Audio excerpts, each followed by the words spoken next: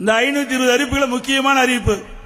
Gas cylinder மாதந்தோறும் 100 ரூபாய் குறைக்கிறாங்க. குறைச்சாங்களாமா? மானியம் கொடுக்கறாங்க. மானியம் கொடுத்திருக்காங்களா? மாதந்தோறும் 100 ரூபாய் மானியம் வல்ல. நம்முடைய இளைஞர்கள் படிக்கின்ற போது கல்வி கடன் வாங்கினாங்க வங்கியில, அதை தள்ளுபடி செஞ்சிருக்காங்களா? இல்ல. அதுபோல தாலிக்கு தங்கம் நாம கொடுத்துட்டு இருந்தோம். 25,000 30,000 தருனாங்க, 50,000 60,000 தருனாங்க. இப்ப திட்டத்தையே நிறுத்திட்டாங்க. ஏழை எளிய குடும்பத்தில் பிறந்த அந்த பெண்கள் திருமண வயதை எட்டுகின்ற பொழுது அந்த குடும்ப சூழ்நிலை காரணமாக, பொருளாதார சூழ்நிலை காரணமாக திருமணம் தடைபடுகிறது. அம்மா என்னன்னாங்க, அப்படிப்பட்ட ஏழை குடும்பத்தில் பிறந்த அந்த பெண்ணுக்கு திருமண வயதை எட்டுகின்ற பொழுது திருமணம் நடைபெற வேண்டும். அதற்காக அரசாங்கத்தில் ஒரு திட்டத்தை தீட்டி 25,000 ரூபாய் 50,000 ரூபாய் திருமண உதவி திட்டம். தாலிக்கு தங்க ஒரு பவுன், இன்னைக்கு ஒரு பவுன் 50,000 ரூபாய்க்கு விற்குது. பல லட்சம் பேர் பெண்களுக்கு கொடுத்தோம். அது கூட பொறுத்துக் கொள்ள முடியாத இந்த ஸ்டாலின் அதையும் ரத்து பண்ணிட்டாங்க. நீங்களா நல்லாட்சி பண்றீங்க.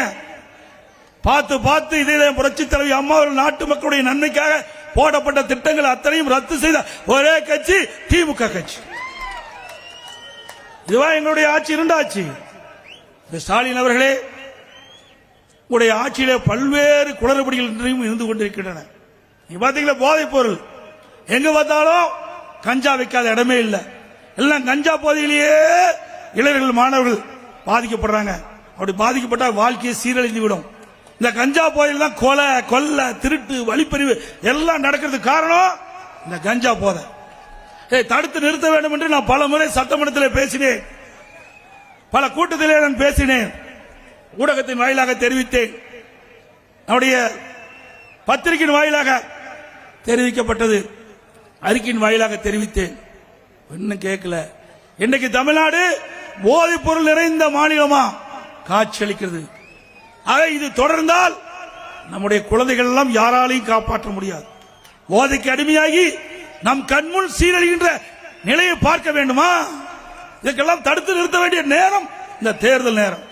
இந்த தேர்தலில் இதற்கெல்லாம் விடிவு காலம் பிறக்க வேண்டும் என்றால் நம்முடைய வெற்றி வேட்பாளர் அறிவிச்சோகர் அவரை திரு லோகேஷ் தமிழ்ச்செல்வன் அவர்கள் வெற்றி பெற செய்ய வேண்டும்.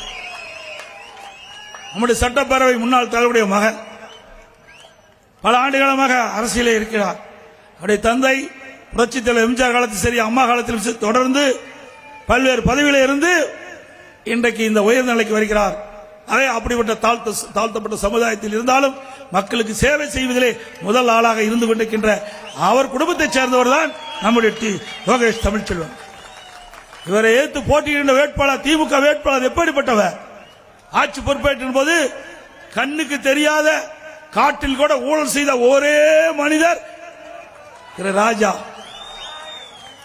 அதுக்காக வழக்கு போட்டு காங்கிரஸ் ஆட்சி, மத்தியிலே காங்கிரஸ் ஆட்சி, திமுக அமைச்சர்கள் இடம்பெற்றிருந்தாங்க.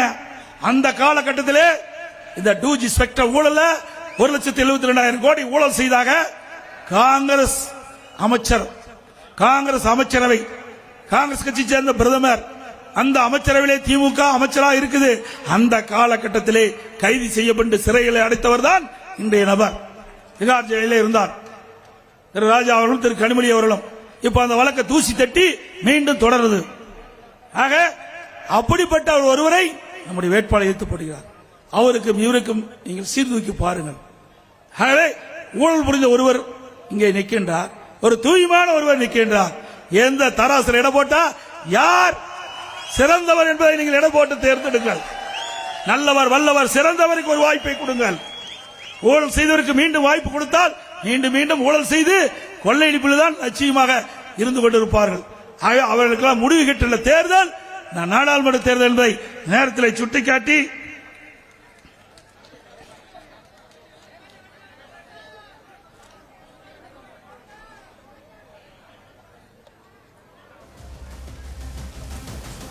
நம்முடைய நீலகிரி நாடாளுமன்ற தொகுதிக்கு உட்பட்ட இங்க இருக்கின்ற 3 சட்டப்பேரவை தொகுதிகள், அதுல பல்வேறு திட்டங்களை நிறைவேற்றுகிறோம். இன்றைக்கு முதற்கட்டமாக அத்திக்கட அவனாசி திட்டம் 50 ஆண்டு காலமாக போராடி வந்தார்கள் அந்த விவசாயிகள். அம்மா முதலமைச்சராக இருந்த பொழுதே, நான் பொதுப்பணித்துறை அமைச்சராக இருந்த காலகட்டத்தில் அம்மா சொன்னாங்க, எப்படியாவது பழனிசாமி பல ஆண்டுகாலமாக இந்த விவசாயிகள் போராடி வருகிறார்கள். வறட்சியிலே துடித்துக் கொண்டிருக்கின்ற அந்த விவசாயிகளுக்கு நாம் தண்ணீர் கொடுக்க வேண்டும். ஆகவே அத்திக்கடவு அவனாசி திட்டத்தை நிறைவேற்ற வேண்டும் என்று கூறிக்கொண்டிருந்தார்கள். அம்மாவுடைய ஆசை, இங்க இருக்கின்ற விவசாய பெருமக்களின் ஆசை, அதை நிறைவேற்றுவதற்காக அம்மாவுடைய அரசு 1652 கோடிங்க மாநில அரசாங்கத்துடைய நிதி. யாரு நிதி கொடுக்கல, மாநில அரசாங்கத்துடைய நிதியின் மூலமாக அத்திக்கடவு அவனாசி திட்டத்தை அறிவித்து வேகமா துரிதமா அந்த பணி நடந்துட்டு இருந்தது. இந்த திட்டத்தின் மூலமாக 32 பொதுப்பணி ஏரிகள், 42 ஊராட்சி ஒன்றிய ஏரிகள், 970 குளம் குட்டைகள், இதற்கு தண்ணீர் நிரப்புகின்ற ஒரு அற்புதமான திட்டம். அந்த திட்டம் இன்றைய தினம் நிறைவேறி நிலத்தடி நீர் உயர்ந்திருக்க வேணும். அதிமுக ஆட்சி 2021 இருக்கின்ற வரை அது 85% பணிகள் நிறைவேற்றப்பட்டது. ஆட்சி மாற்றம் ஏற்பட்டு கிட்டத்தட்ட 33 மாத காலம் ஆகிவிட்டது.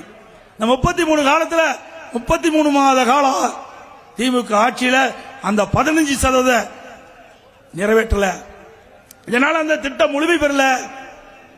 ஆகவே மக்களுக்காக, விவசாய குடிமக்களுக்காக நிலையான தண்ணீர் கிடைக்க என்பதற்காக, நிலத்து நீர் உயர வேண்டும் என்பதற்காக அத்திக்கடவு அவனாசி திட்டத்தை கொண்டு வந்த அரசாங்கம் அதிமுக அரசாங்கம்.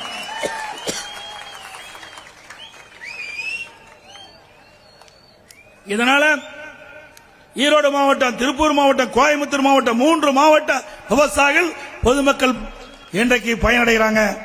25,000 ஏக்கர் நிலத்தடி நீர் உயர்கிறது. ஏரிகள் குளங்கட்டல் நீர் நிரப்புகின்ற பொழுது நிலத்தடி நீர் உயர்ந்து வேளாண் பெருமக்களுக்கு தேவையான நீர் கிடைக்கும், குடிப்பதற்கு தேவையான நீர் கிடைக்கும். அந்த அற்புதமான திட்டத்தை கொண்டு வந்த அரசாங்கம் அதிமுக அரசாங்கம். திரு ஸ்டாலின் அவர்களே, அவனாசி கூட்டுக்குடி திட்டம் செயல்படுத்தப்பட்டது. அவனாசியில புதிய தீயணைப்பு நிலையம் உருவாக்கப்பட்டது. கிராம சாலைகள், நெடுஞ்சாலைகள் எங்கெங்கெல்லாம் இருக்குதோ அங்கெல்லாம் சிறப்பான தார் சாலைகளை போட்டு கொடுத்தோம். மேட்டுப்பாளையம் முதல் உதகை வரை வரும் வாகனங்கள் குன்னூர் நகர பகுதியில் ஏற்படும் வாகன நெரிசலை தவிர்க்க காட்டேரி பகுதியிலிருந்து உதகைக்கு கேத்தி பாலாடா வழியில 3வது மாற்று பாதை 100 கோடியில இந்த சாலை பணி அமைக்க அதிமுக அரசு நடவடிக்கை எடுத்தது. பாம வேகத்தில் நடக்குது. பாலக்காடு, மேட்டுப்பாளையம், அவனாசி மற்றும் திருச்சி ரோடு சாலைகள் 4 வழிச்சாலையாக விரிவாக்கம் செய்யப்பட்டது. அருள்மிகு பண்ணாரி அம்மன் திருக்கோயில் தங்கத்தேர் அமைக்கப்பட்டது. மேலும் ராஜகோபுரம் அமைக்க அனுமதி பெறப்பட்டு மற்றும் மண்டபம் அமைக்கப்பட்டது. சத்தியவனம் மற்றும் தாளவாடியில கலை அறிவியல் கல்லூரி அமைக்கப்பட்டது. பவானிசார் அணையின் முன்பாக ரூபாய் 8 கோடி செலவில் புதிய பாலம் அமைக்கப்பட்டது. பழைய பாலம் பழுதடைந்தது, அதுக்கு மாற்று பாலம். சத்தியமலம் ஊராட்சி ஒன்றியம், கடம்பூர், அரசூர் மற்றும் தாளவாடியில புதிய 3 அரசு ஆரம்ப சுகாதார நிலையம் அமைக்கப்பட்டது அதிமுக ஆட்சியில். செய்திகளை உடனுக்குடனும் துல்லியமாகவும் தெரிந்து கொள்ள சப்ஸ்கிரைப் பண்ணுங்க.